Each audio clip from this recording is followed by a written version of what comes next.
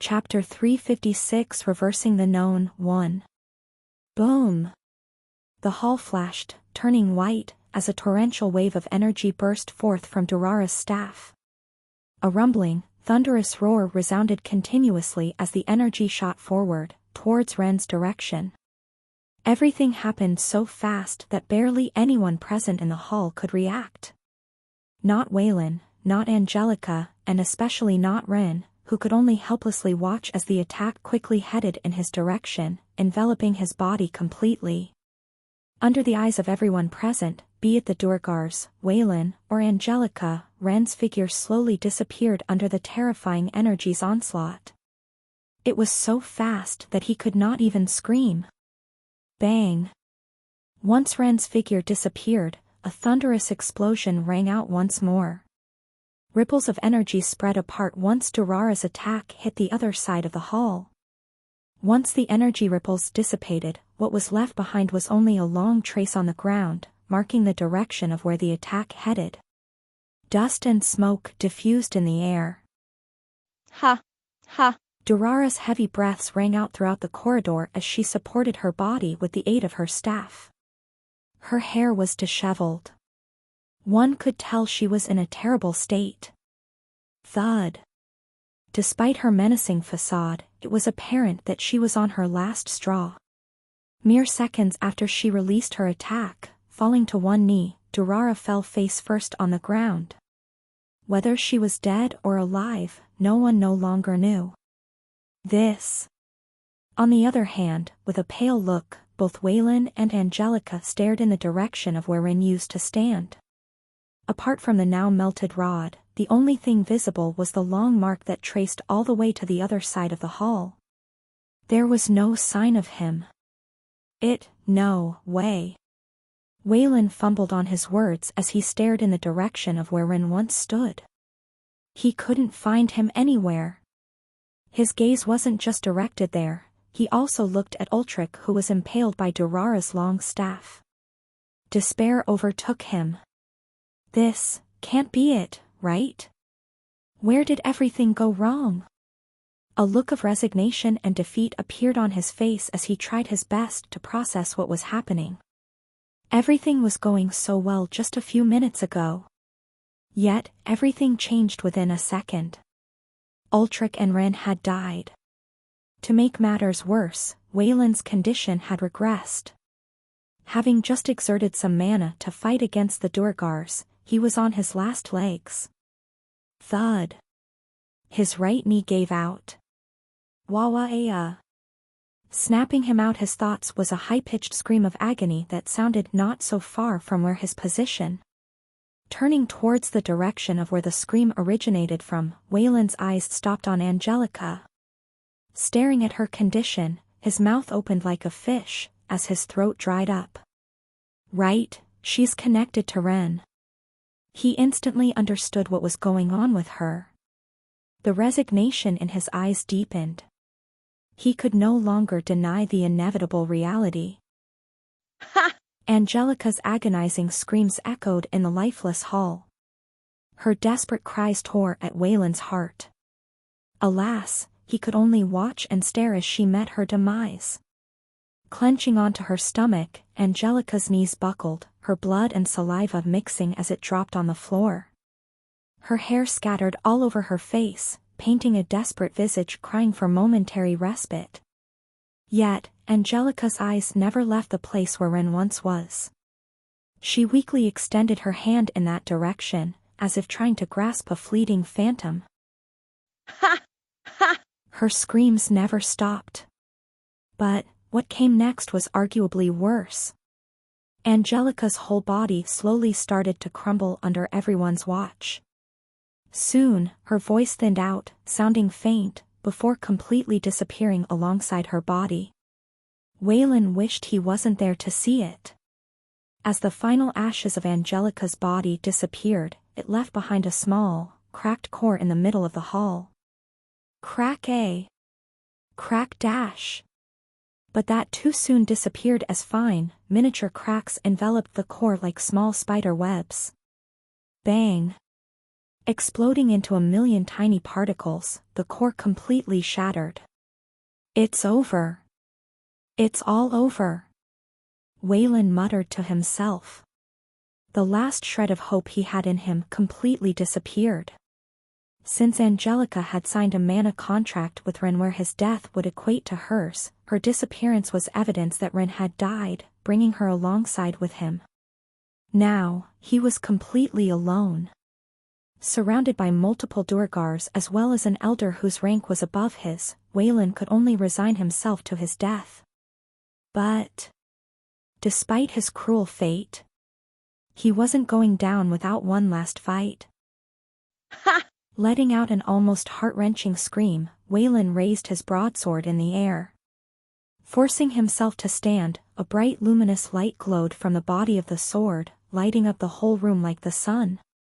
Pouring all the mana he had in his body towards the sword, Waylon's body slowly shriveled up. His muscles thinned out, his appearance aged. To the eyes of everyone present, they watched Waylon transform into a weak and frail on the verge of death man. Yet, none dared to underestimate him. His aura was frightening. Seeing that there was no way out for him, Waylon no longer hesitated. He decided to supplement his sword with all the remaining life force in his body. He was planning on dying. The glow enveloping his sword became even brighter, blinding the eyes of almost everyone present. "I'm sorry, Emma. My beloved daughter." In his final moments, a small tear fell down by the side of his sunken cheeks. Just when he thought he was so close to once again seeing his daughter, everything came crashing down. He felt indignant. But it was already too late to feel regret. Within a fraction of a second, his attack was ready. Glaring at the Durgars near him, who had their weapons aimed at him, Waylon's enraged shout echoed throughout the whole hall as he slashed down. This time, his words weren't a mere act. "I will kill you all." Why ying? A terrifying energy exploded from the tip of his broadsword as a bright light once again enveloped the hall. Lock, Class A, 25. There are many different ways one can control scions. Some can channel the scions in the air in a way that they conjure a spell, or some can control scions in a way that it coats their weapon. A crisp and melodious voice sounded inside of a classroom. The voice belonged to none other than Donna, as she explained the concept of scion control to the over 100 students present in the classroom. Raising her right hand, a subtle purple glow enveloped it. Although it is hard, once one reaches a certain level of control, they can freely move their scions to wherever they please. As she spoke, the glow around her went from enveloping her entire hand to just enveloping one of her fingers. Moving her fingers, the glow would move from one finger to another. "Kevin." The glow disappeared, and Donna called out to Kevin, who was listening to the lecture with his cheek rested by his arm. "Huh? Yes." Called out by Donna, Kevin sat up straight. "Did I do something wrong?" he asked in a worried tone. Although his posture wasn't good, and he already knew most of the stuff she was talking about, Kevin had been paying attention to the whole class from the beginning. He didn't think he did anything wrong. Lowering her hand, Donna shook her head. "No, you didn't do anything wrong." Raising her hand, she pointed at the front of the classroom. "I called you out because I wanted you to demonstrate to the others how you control psions to cover your weapon. If I do it, others will just assume I can do it because it's me. If you do it, people will have a better idea of how to follow up. So, quickly get down from there and demonstrate for the whole classroom how you can cover your sword with psions. Are you sure you're not picking on me?" was what Kevin wanted to say when Donna asked him to demonstrate in front of the whole classroom how to coat their weapons with psions. But those were only his thoughts. He didn't actually say them out loud. No way would he do that. He valued his life after all. "Okay." Standing up, Kevin walked towards the bottom of the classroom and stopped right on the spot that Donna had told him to stay at. Extending his hand and taking out his broadsword, without saying anything, Kevin slowly channeled his mana into it. With all eyes focused on him, Kevin calmly channeled his mana out of his body before connecting it with his broadsword. A red hue slowly materialized in front of everyone's gazes. Under Kevin's fine control, it slowly started to diminish until it formed a thin red veil that coated the body of the broadsword. It seemed perfectly stable. Excellent. Standing by the side, Donna smiled in satisfaction. Turning her attention towards the classroom, she pointed towards Kevin's sword and resumed her lecture. As you can see, once you reach a certain degree of control over your scions, you can create this small protective film around your weapons. Now, why is this important? Donna rhetorically asked the students present. Before anyone could answer, Donna continued, the reason why it's important is because not only will it increase the strength of your attacks, but it also helps you reduce the amount of mana you waste while attacking. As many of you know, during battles, this is very. While Donna was explaining to the whole classroom the importance of mastering their control over scions, Kevin stopped channeling his mana into the sword. In response, the red hue enveloping it slowly disappeared. Although he made it look easy to everyone in the class, what he did was anything but easy. The amount of concentration someone needed in order to have all the scions move the way they wanted was absurd. There was a reason why not many could pull off this move. Right as Kevin stopped channeling his mana, something shocking suddenly happened to him. Ding, ding, ding. Ha! Startling him, a repetitive chime rang inside of his ears, almost as though an alarm had just sounded. Following 3 rings, a familiar transparent window appeared in front of his vision. Emergency quest. Use the time codex to alter Ren's death. Reward, plus 5% synchronization. Penalty, Demon King Ascension, 2 years. Time limit, 10 o'clock minutes. Ren's death? Time codex? Demon King Ascension?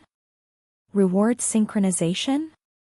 A million questions emerged in Kevin's mind as his body froze and his eyes locked onto the screen in front of him. Nothing made sense to him at the moment. His mind couldn't process what was present before him, but the moment he saw the time limit and the penalty, his heart sped up and he activated his skill, Mind Cleansing. Instantly, the moment he activated the skill, Kevin's mind started to process everything faster. Ren died? Time codex? Could it be referring to the book? If Kevin hadn't activated Mind Cleansing, he would have remained in shock for much longer. Before long, Kevin was able to come up with an idea of what was going on. And the moment he did, Donna's voice rang in his ears, startling him for the umpteenth time that day. Kevin? Are you okay? Staring at Donna with a blank look on his face, Kevin's mouth opened and closed repeatedly.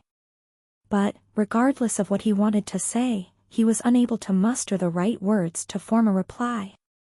In the end, he put his sword away and apologized to Donna. Sorry, I need to go. Wah. Before Donna could even finish her sentence, Kevin turned around and ran out of the room, much to the shock of everyone present in the class. Clank. The loud sound of the door smashing rang in everyone's ears, and Kevin's figure soon disappeared from sight. Chapter 357, Reversing the Known, 2. Leviathan Building, Lock. Bang! Kevin hastily entered his room, smashing the door against the side of the wall. God damn it, where is that book? He repeatedly muttered out loud in haste. Dashing towards his room, Kevin ran up to his bookshelf and threw all the books down from it as he looked for the red book. 1:37 minutes. With the timer by the side of his vision, Kevin couldn't be any more worried. He was running out of time.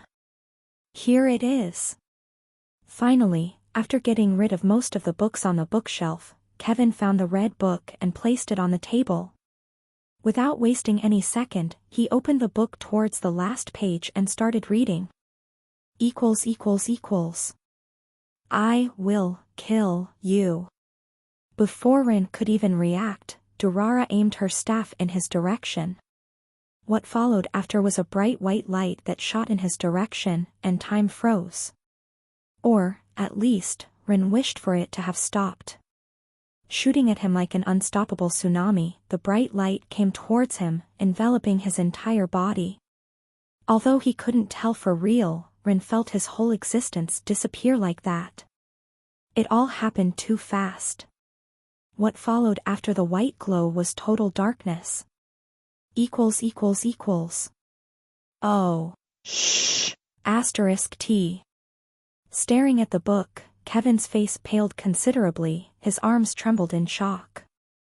His knees buckled slightly and he uncontrollably sat down on his chair. The system was right. Rin really did die. Not again.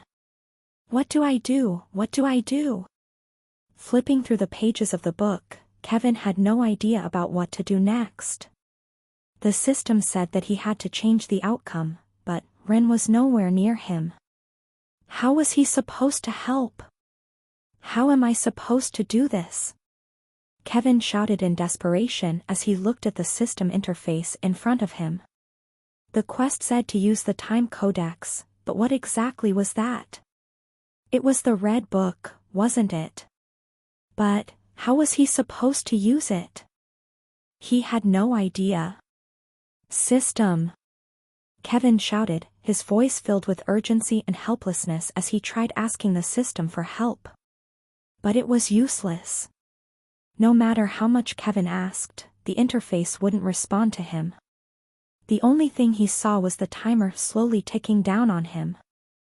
Shh. *T. Shh. *T. Kevin's voice echoed in the room as he flipped the book around and tried to look for anything that could help him.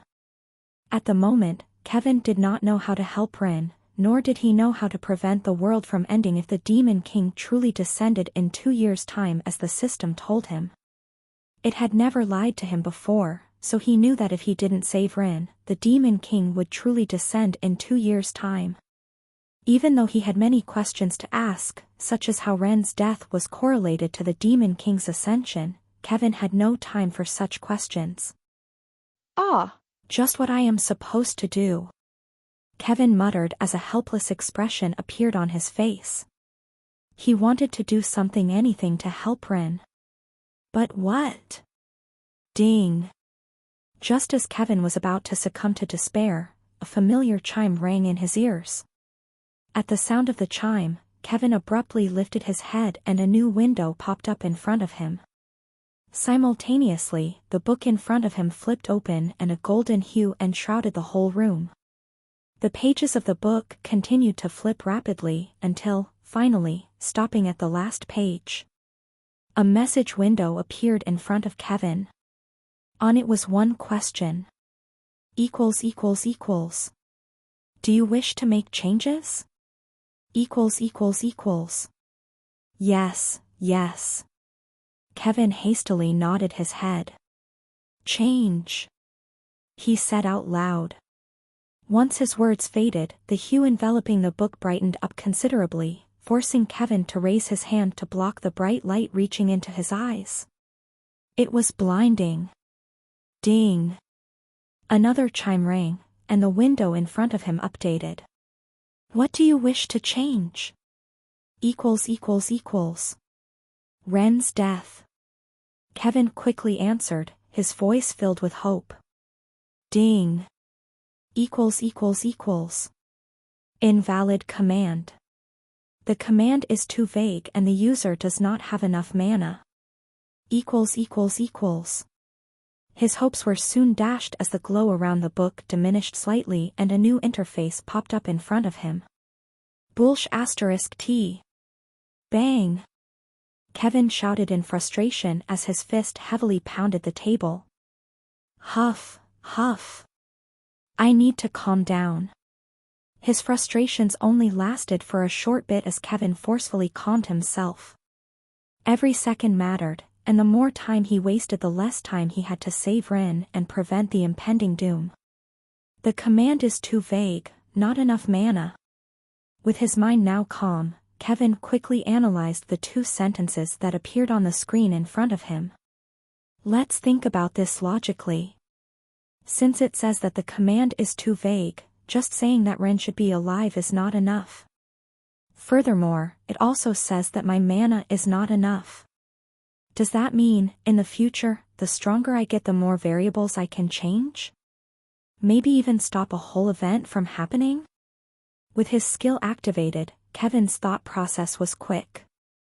In a matter of a short second, he had carefully analyzed the words in front of him. That was why after another 2 short seconds passed, Kevin lifted his head and looked at the book. Equals. 94%? Huh? That's go. Equals. A certain sentence written in the book caught his attention. What if? An idea suddenly popped up inside of his mind as he grabbed the book with his hands. Flipping the pages of the book, his eyes scanned the whole text in a lightning-fast manner as he quickly read through the numerous pages. Ugh! Kevin suddenly let out a pained groan. The more he read, the greater his headache became. Although his skill enabled him to think and process things at a rate far higher than normal, it also came with downsides. One such downside was the fact that the skill put a heavy strain on his brain. By the time Kevin read 2 pages, the pain in his head had almost become unbearable. It felt as though someone had tried to split his head in half. The pain was agonizing. If not for Kevin's strong mental strength, he would have long crumbled on the ground. Ha! Slowly, his breathing became heavier. But finally, after reading 15 pages, he was able to understand what was going on. Putting the book down, and placing his palms by the desk, Kevin supported his exhausted body. I see. So you're basically trying to shut down the dampening system so that you can gain access to the portal.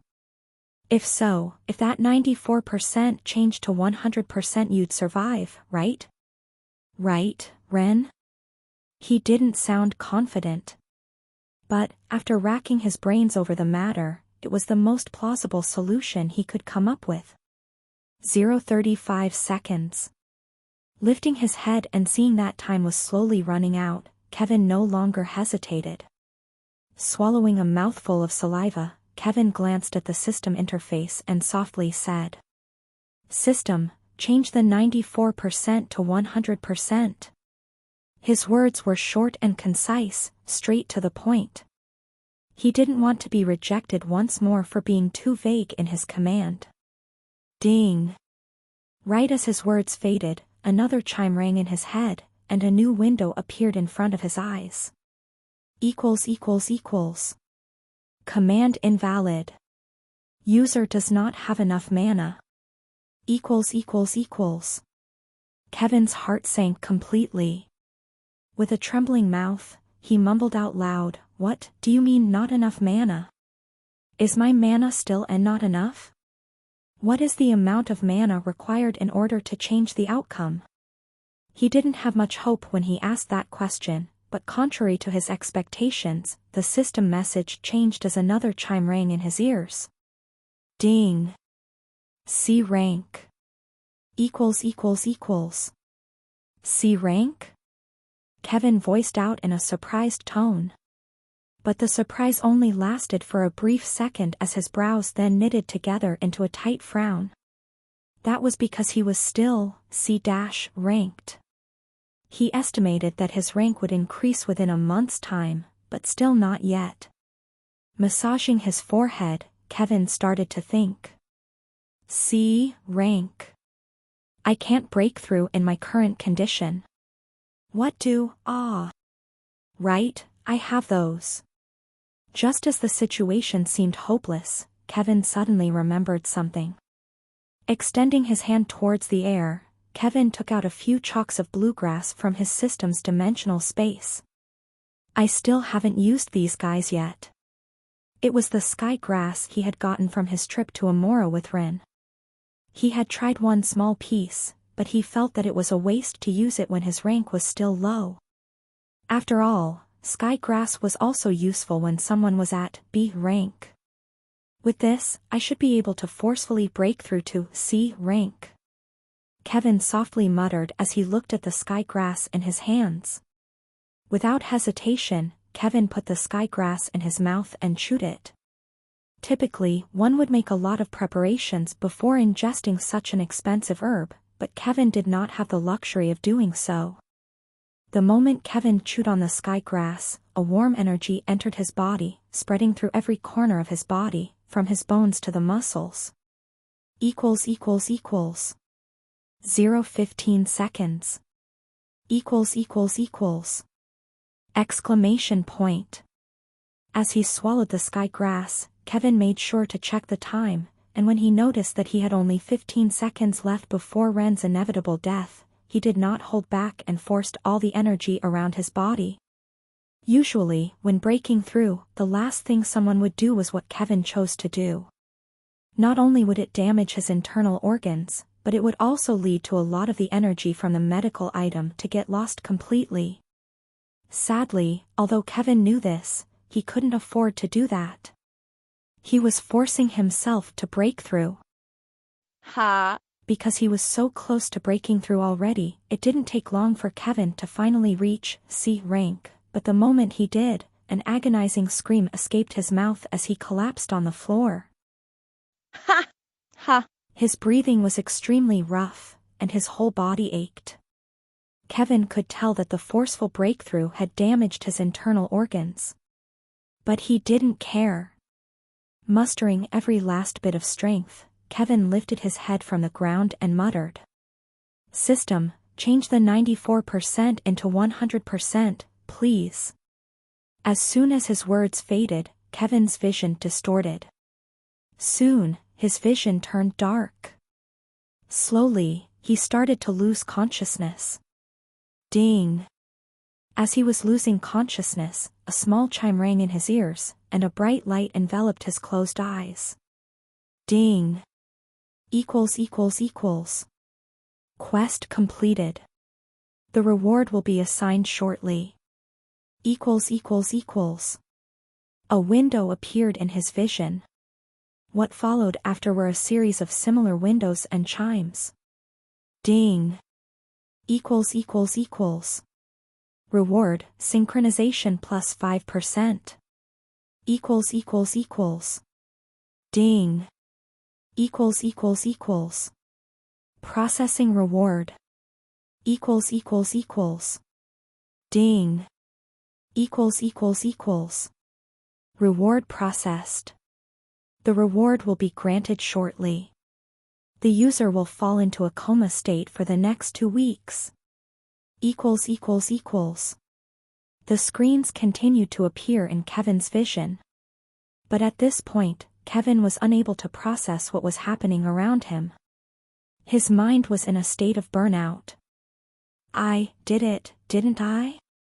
Kevin softly muttered, using the last remaining energy inside of his body. Although he couldn't really tell what was going on, from catching a small glimpse of the status windows in front of him, he knew that he had succeeded in changing the future. He had many questions about what had just happened, but at the moment, he could barely think straight. He was slowly losing all of his feelings.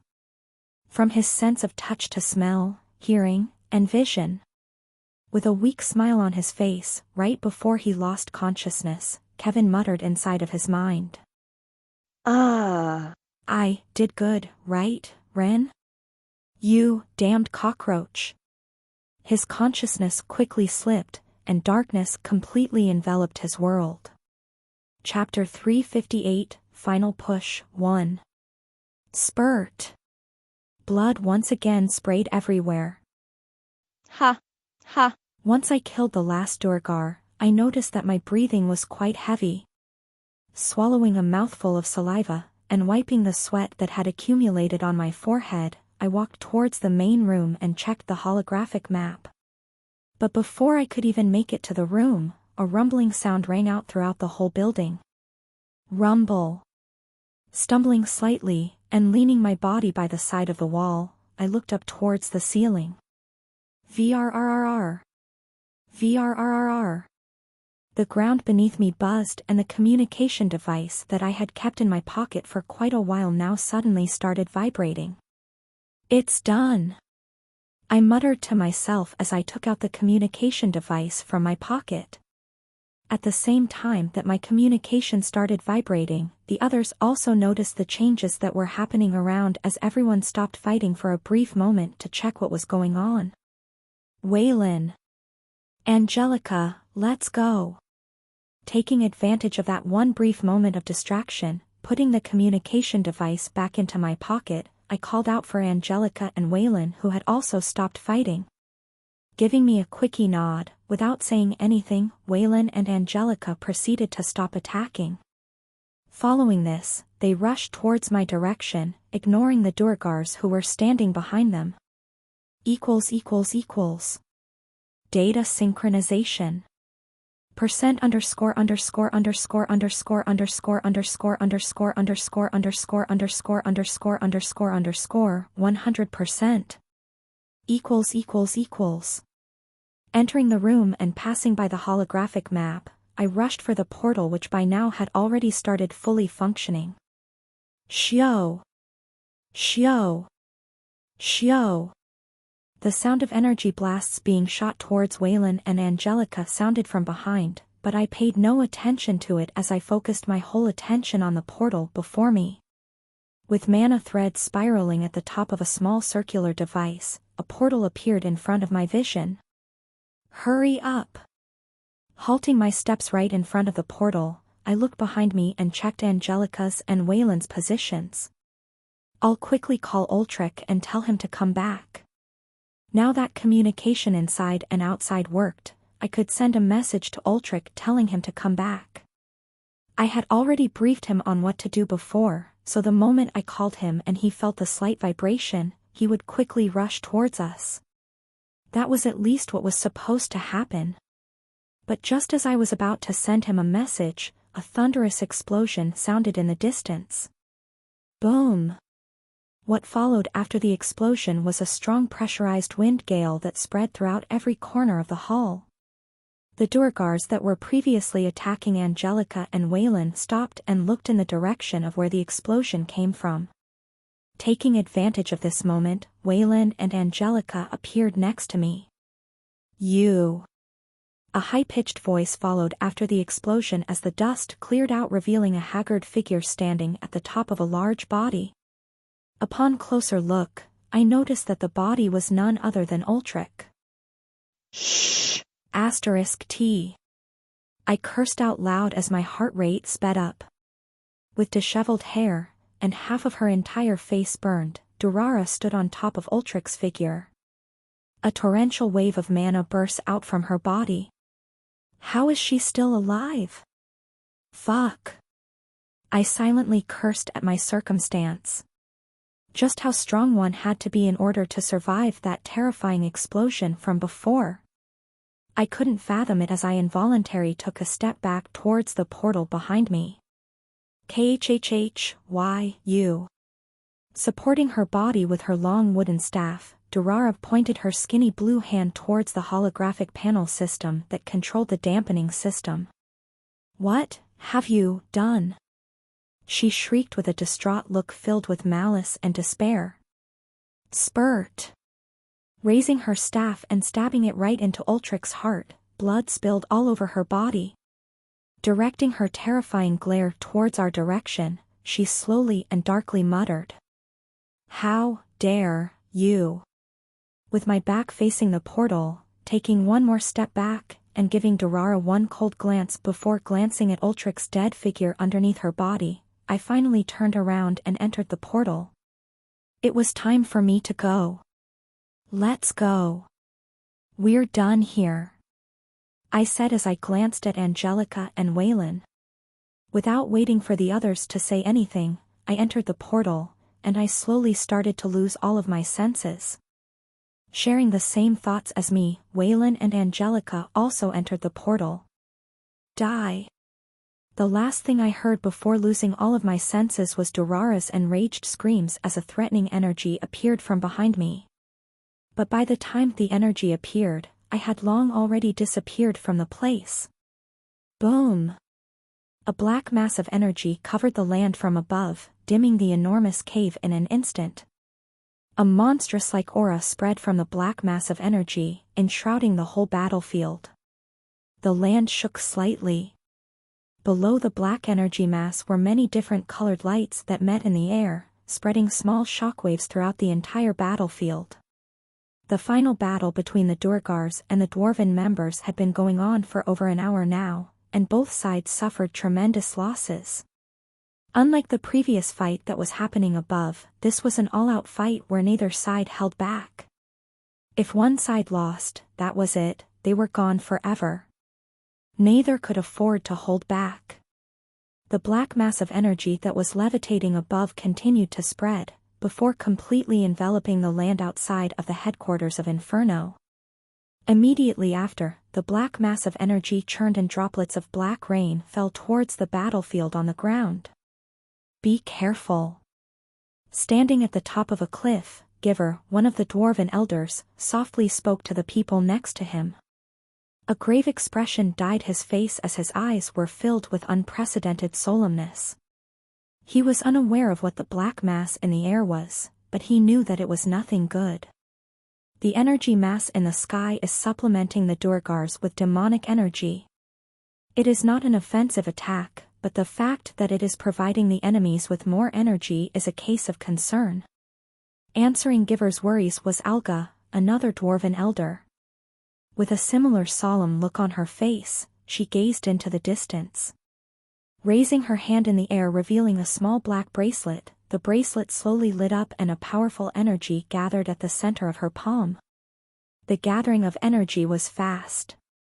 Within a split second, a small energy ball had formed at the center of her palm. Thick undulations of mana began to spread out from the energy ball.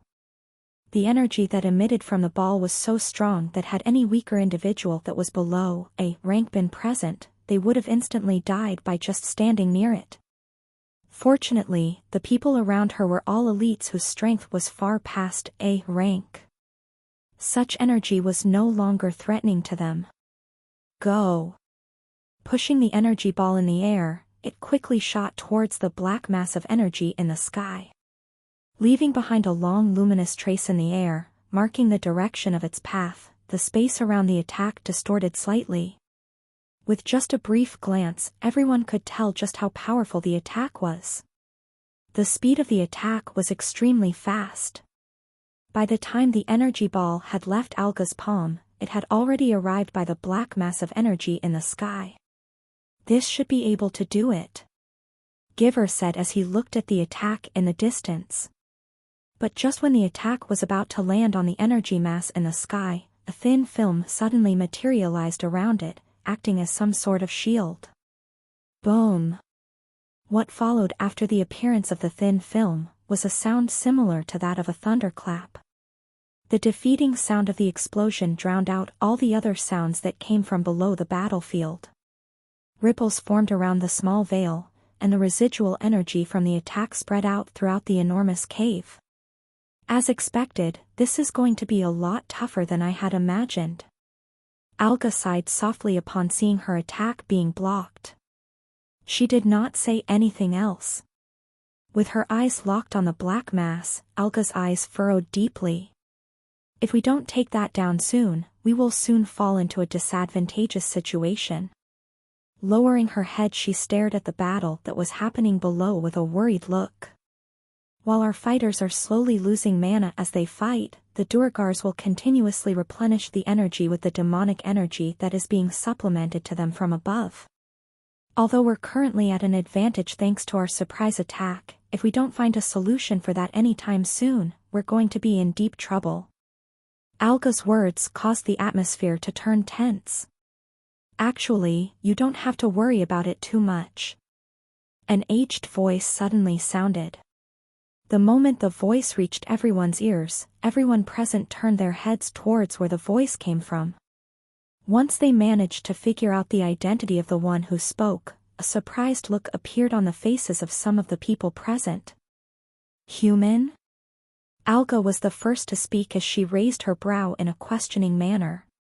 What do you mean by what you just said now? I meant exactly what I said. You don't have to worry too much about what's going on at the moment. Douglas replied to Alga with a relaxed look. His aged and wrinkly eyes calmly stared at the massive gate in the opposite direction. With his hands behind his back, his eyes rippled slightly. Our real goal is killing the higher-ups, correct? His sudden question caught Giver off guard as he thought that Douglas was asking for the obvious, but nevertheless, he answered. Indeed. If we kill at the higher-ups or at least a major part of them, then that will be enough to be considered a victory. Because Durgars were connected to demons through contracts, the moment one died, a demon would suffer heavy repercussions from it. By killing the higher-ups of Inferno, what they were essentially doing was at the same time dealing damage to the demons outside of the city. The more powerful the Durgars that were being killed were, the stronger the corresponding demon that was contracted with them. And because the demons were currently outside of the city and couldn't get in, they could only helplessly suffer the tremendous repercussions of having their contractee die.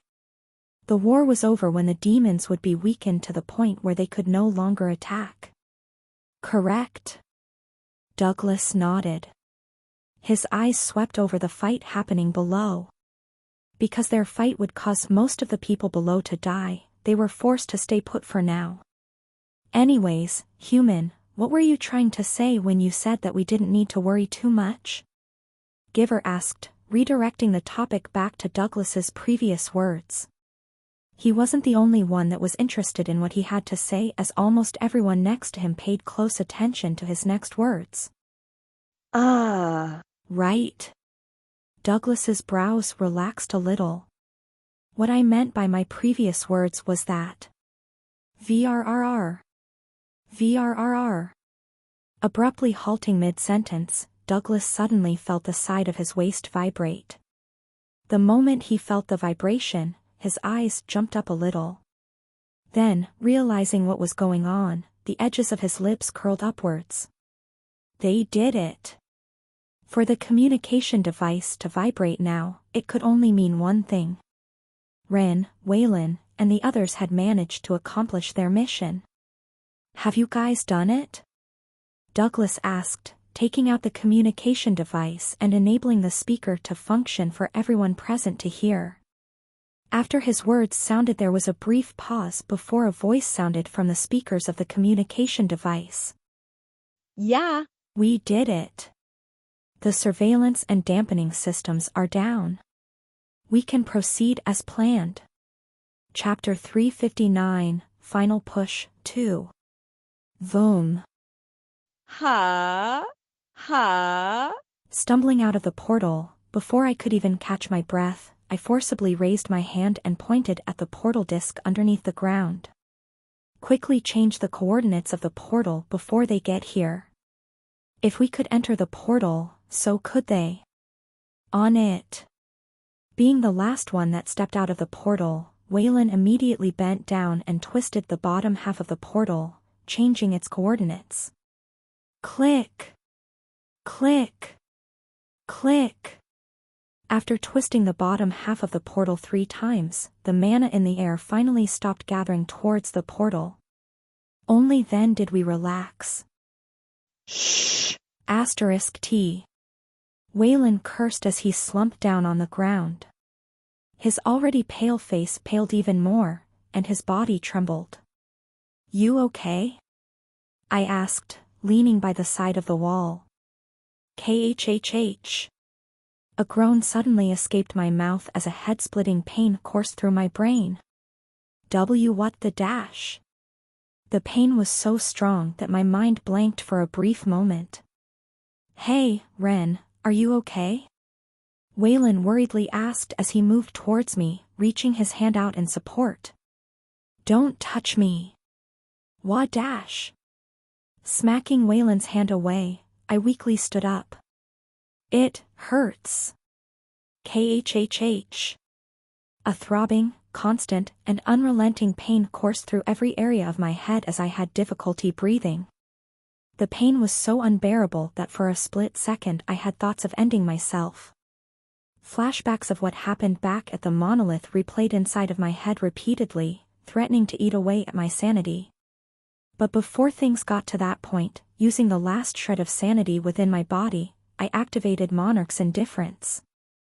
Instantly, the moment I activated Monarch's Indifference, my emotions dulled. Although the pain remained, most of the negative thoughts disappeared from my mind. Ban ko the tang quang suc ben nam gioi nai ca sao 62 oi. Chi ken lam mot lan va con dao goi qua ben se bien mat mai. Mot thia, truok kine gu, mo bong dien quang. Ads by Pub Future. Ren. Waylon carefully called out as he looked at Ren, who was standing opposite of him. Ever since reappearing from the portal, he had been acting weird. He looked to be in extreme pain, but that did not last for long, as he soon calmed down. Ren, are you okay? Waylon carefully asked once more, his concern only increasing. I'm fine.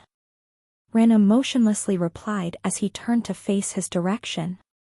I see, I'm glad. He must be tired. Waylon didn't think too much of Ren's sudden switch in behavior. They had just been through a lot. They had almost died, and Ultrich had lost his life.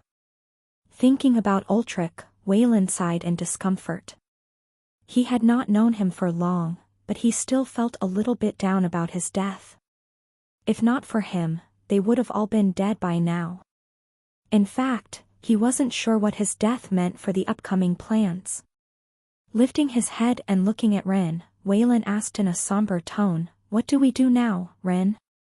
Now that Ultrich is dead, do we have to switch our approach?" Him?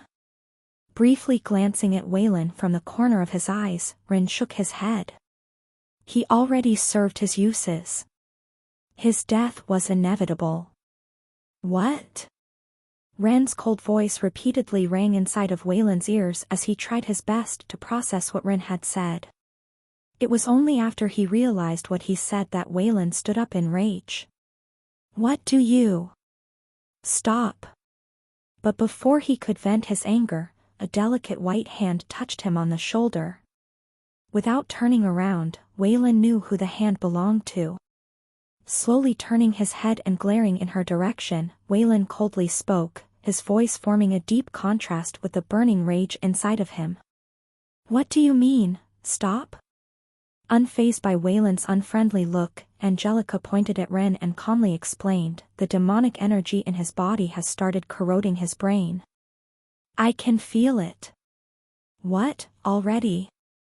Waylon replied, his brows jumped up in surprise. Turning his head to take a closer look at Ren, it was only then that he noticed fine threads of demonic energy lingering around his body. This is a problem, Waylon said with a troubled look, his anger previous subsiding completely. What do I do? If Ren was not in the right condition, the next and last part of the plan would be even harder to achieve, especially since Ultrich was dead. There's no need to worry too much. Angelica took her hand away from Waylon's shoulder. What do you mean? Waylon asked, sounding baffled. He couldn't understand why Angelica said that. He's currently using a skill to mitigate the effects of the demonic energy, but it's only partially working. Extending her hand forward, the threads of demonic energy lingering outside of Ren's body slowly moved towards her direction, connecting to the tip of her fingertips. I'm not exactly sure about what skill he's using, but, at least for now, he is okay. I see. Angelica's words eased some of Waylon's worries. His brows relaxed, the frown disappearing from his face. Do you have any idea why his brain suddenly started to get affected by the demonic energy? It has only been a week since you and he had signed a contract. As the threads of demonic energy continued to extend towards her fingertips, Angelica's brows furrowed as she fell into deep thought. After a while, Angelica opened her mouth to answer Waylon's question. Demonic energy feeds on the negative thoughts a person has inside of their mind. The darker someone's thoughts, the faster the process. You don't mean... Waylon muttered in a stunned voice. He wasn't stupid. Waylon knew exactly what Angelica meant by her words. Is Ren perhaps? Lowering her hand, the threads of demonic energy revolving around Ren's body had diminished significantly. She then waved her hand and collected all of the demonic energy in the air. Ren's mind is not clean, but it's not to the point where the demonic energy would corrode him this quickly. A black hue sprang forth from Angelica as the small threads of demonic energy agglomerated towards her body. There's another way for demonic energy to corrupt someone quickly. It is when their mind is unstable. Prior to coming here, Ren suffered a traumatic experience, scarring his mind quite badly. Angelica turned her head. In short, Ren's head is not in the right state. I see, replied Waylon with a worried look. Unaware and uninterested in the things the two of them were talking about, taking out a small communication device from his pocket, Ren powered it on and quickly got in contact with someone. VRRR. VRRR. Before long, the communication device stopped vibrating and a familiar voice rang out in the room. Have you guys done it? We're done. I'll send you the coordinates briefly. That's perfect. We'll start immediately, then.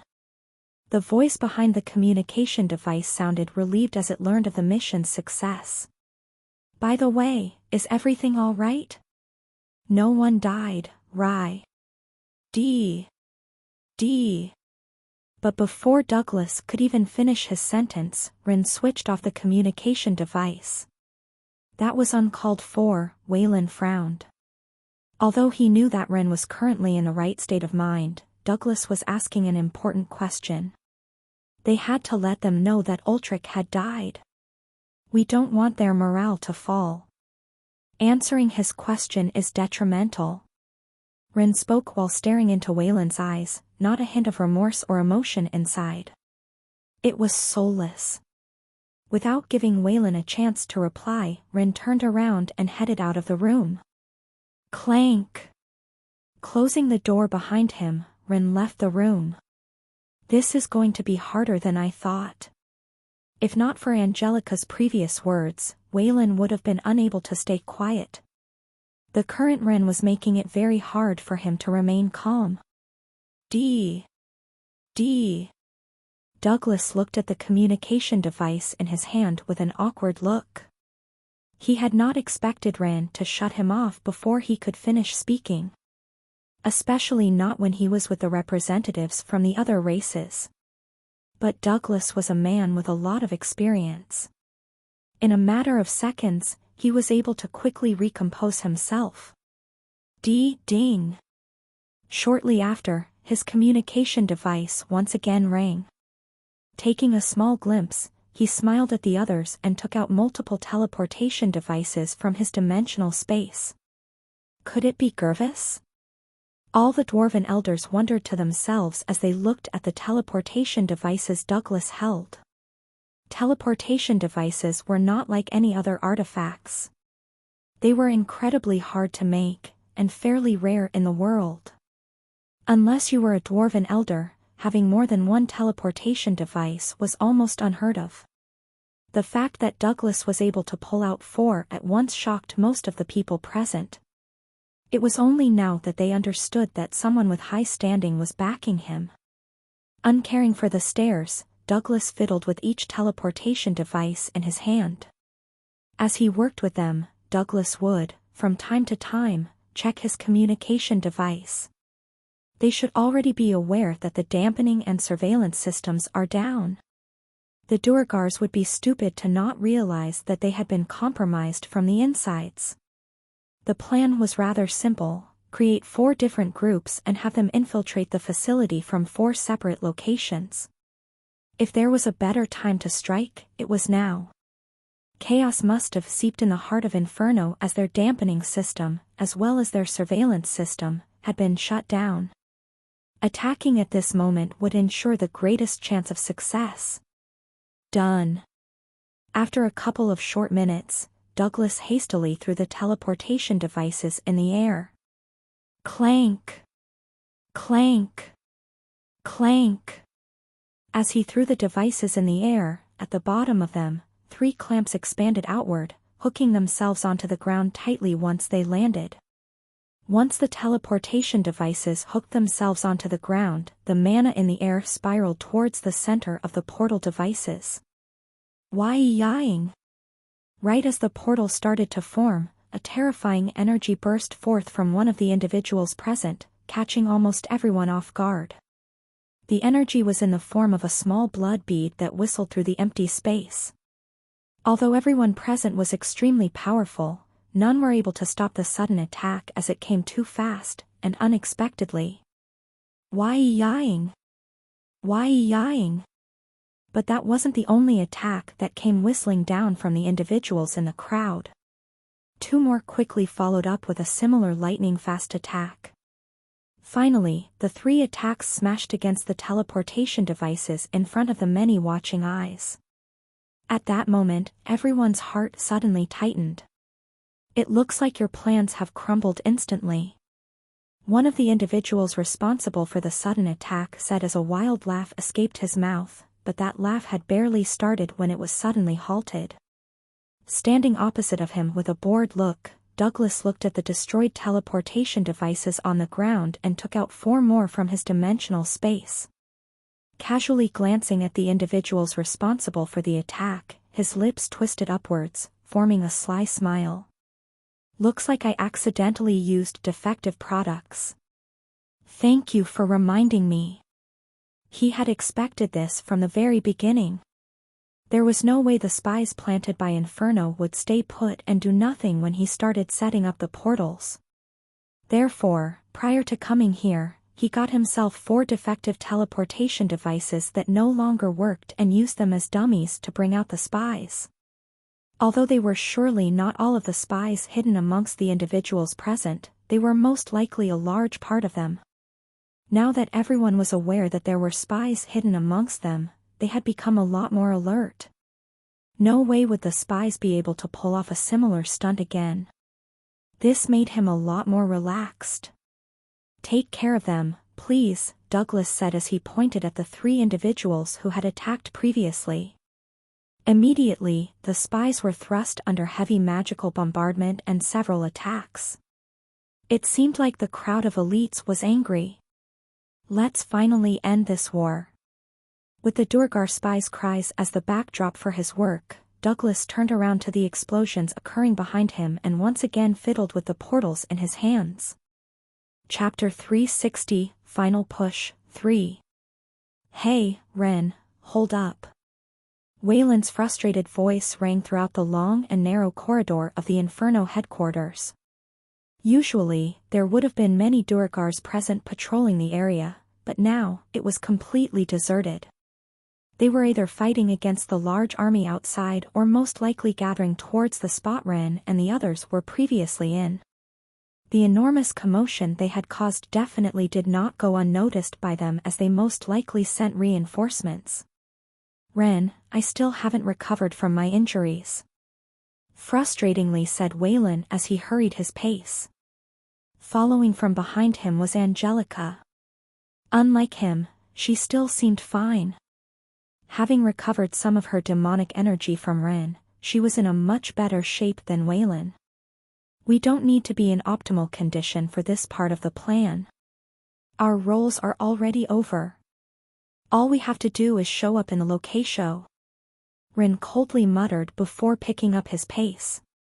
But just as he walked a couple of steps further, his legs buckled slightly and he stumbled slightly. Holding onto the side of the wall, the effects of Monarch's indifference quickly wore off. In order to cope with the throbbing pain that was coursing through my head, I had activated Monarch's indifference. Now that the pain was over, Monarch's indifference naturally wore off. Instantly, my head cooled a little. Ha! Ren? Turning my head, and staring at Waylon, whose complexion seemed too pale for his own good, I massaged my forehead. Ugh. I'm fine. Has your head cooled down a little? Yeah. I replied, taking a deep breath.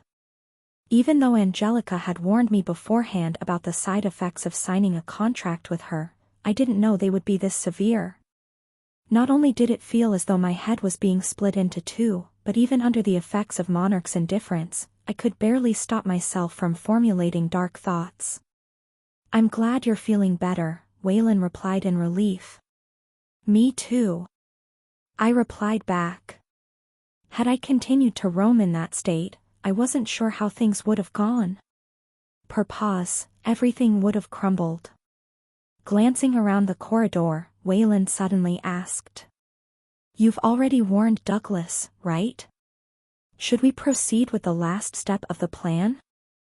Yeah. They should already be done taking down the surveillance system. Still supporting my body with the side of the wall, I slid down on the ground to recover some energy. Before taking out the communication device from my dimensional space, I looked at Waylon and bitterly smiled. He's not going to kill us after everything is done, right?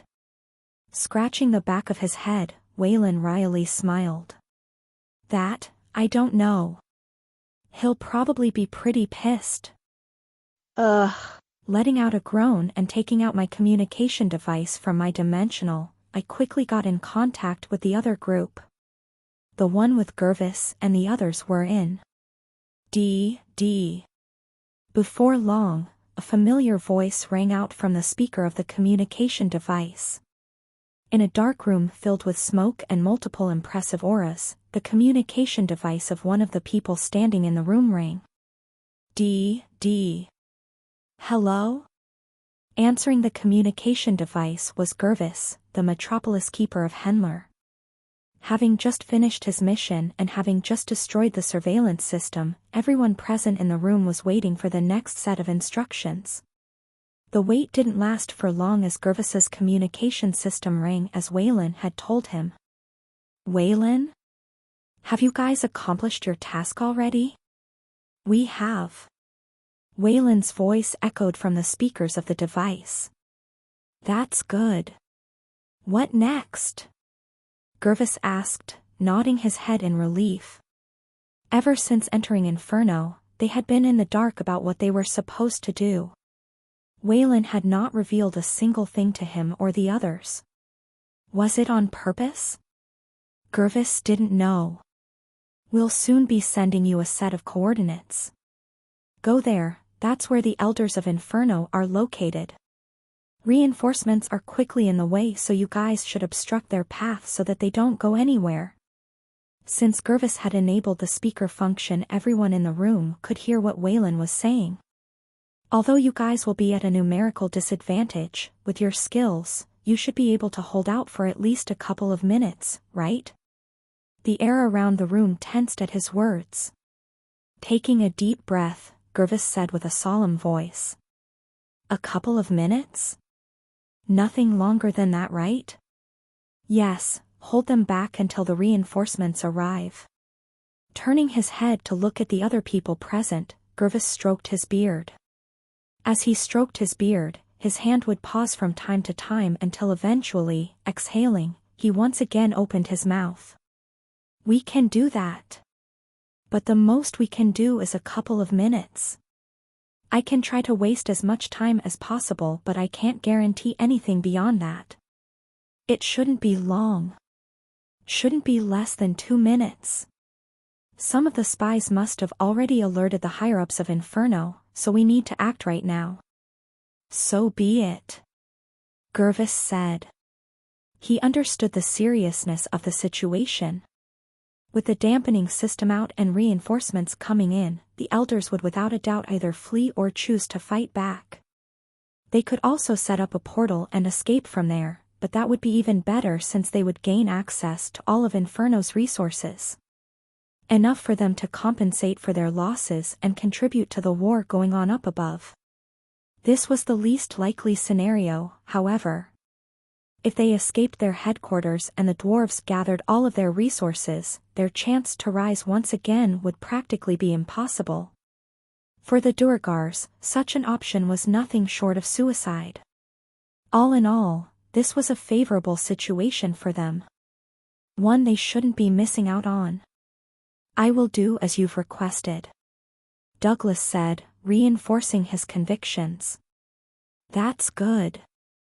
I'll send you the coordinates soon. We'll be meeting each other very soon. We'll leave now. Good luck." Turning off the communication device, Gervis looked at the others present in the room. "You heard him, didn't you? Let's go." Putting the communication device away, Gervis headed for the door of the room. "Are you guys coming or not?" As his words faded, Gervis stepped out of the room and took a look behind him. A smile appeared on his lips as he saw that everyone was fine with the arrangements. "You don't have to worry. We know just how important the next part of the mission is. We will try our best to help you out," Eris, the elf of the group, replied.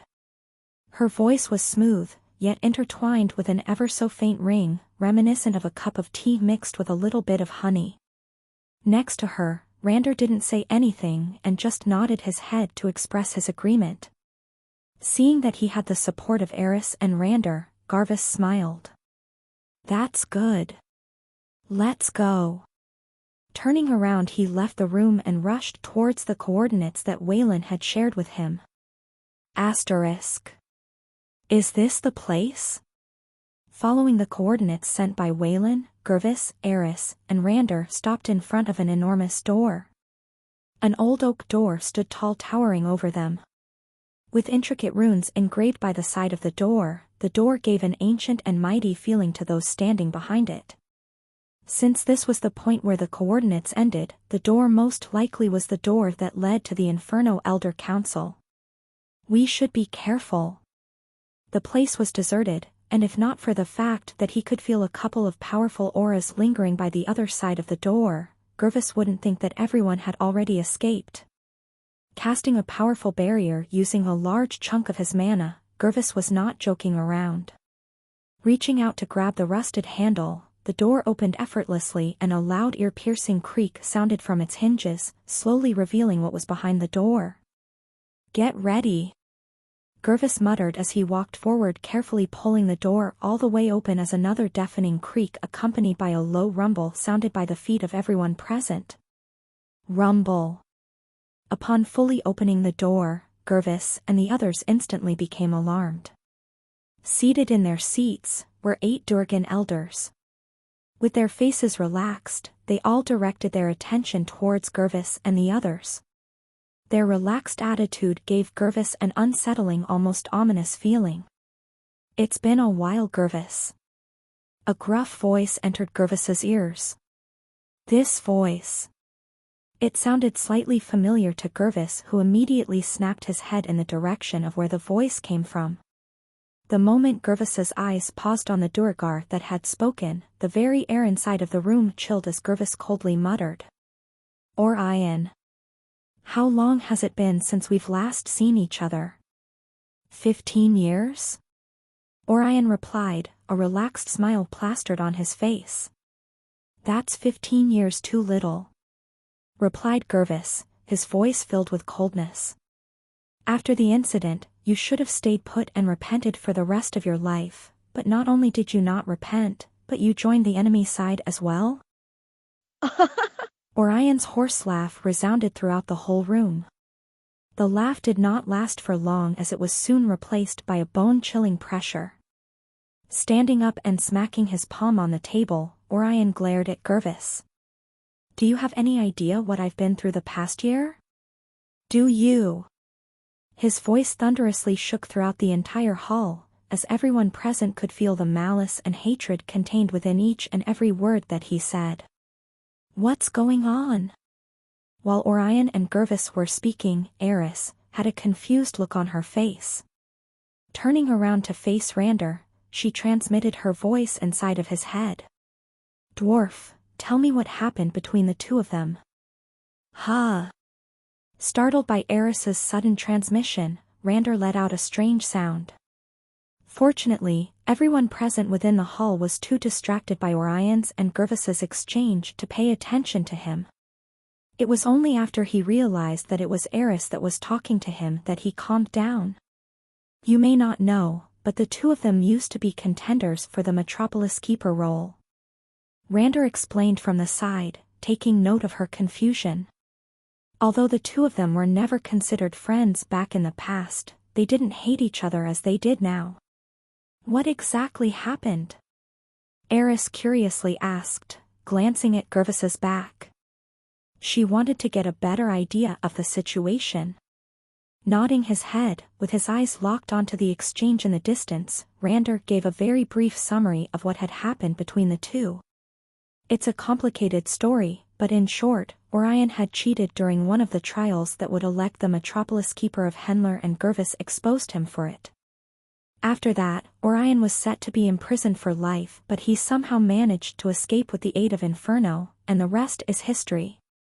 The story was quite a famous one, so he summarized it the best he could. I see. Eris nodded her head in understanding. Because of you, I had to go through 15 years of torture. Let me tell you, they were not the best years of my life. Startling the two out of their discussion was Orion's powerful voice that once again thunderously reverberated throughout the hall. Remaining calm, Gervis replied back. Don't blame me for your own mistake. Pa. My ass. All of us participating knew that you had been selected beforehand. Had I not done what I did, I would have never gotten a shot at the position. Orion replied with a disgusted look on his face. Is that what you've been telling yourself every year? That's the excuses losers make. Narrowing his eyes into slits, Orion didn't reply back. Sitting back in his seat, with his arm on the table, his fingers tapped on the table. Tap, tap, tap. After a while, returning to his usual calm attitude, Orion once again opened his mouth. You may be right. Maybe I truly did lose because I was not good enough, but so what? Staring at Gervis for a good couple of seconds, Orion suddenly grinned. The past is the past. I've long since moved on. After all, what matters is not what happened in the past, but what happens in the future. Seeing Orion smile and relax, Gervis suddenly had an ominous premonition. What are yo, ugh? But before Gervis could even finish his sentence, blood spurted from out his mouth. Looking down in his hand that was now reeking in blood, Gervis weakly looked behind him where another dwarf stood. With a cold look on his face, Rander lowered his head slightly. I'm sorry, but this was necessary. You've gone too much astray. It's about time I set this place back to normal. Those were the last words Gervis heard before his consciousness slipped.